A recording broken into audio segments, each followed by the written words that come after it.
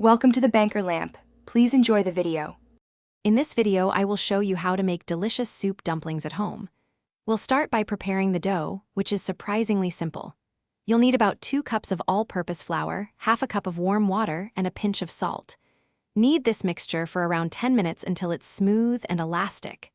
Then, let it rest for at least 30 minutes, covered, at room temperature, while we prepare our savory filling. Next, let's create that incredible savory filling and the magical aspic. For the filling, mix about 1 pound of ground pork with minced ginger, a tablespoon of soy sauce, and a teaspoon of sesame oil. The secret to the soup is the aspic, made by simmering pork skin or chicken feet for several hours. Once chilled, it transforms into a firm jelly. Dice this aspic into small, quarter-inch pieces, ready to be tucked into our dumplings. Now for the fun part, assembling your soup dumplings. Take small portions of your rested dough and roll them into thin, round wrappers, roughly 3 inches in diameter. Place about 1 tablespoon of your savory pork filling and a few pieces of the diced aspic right in the center.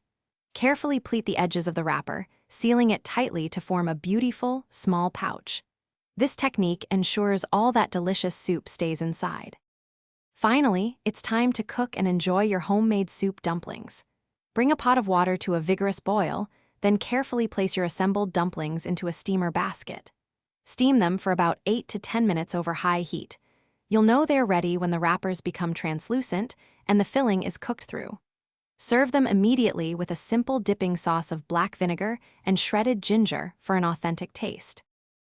Thanks for watching. If this was helpful, leave a like and consider subscribing. See you next time.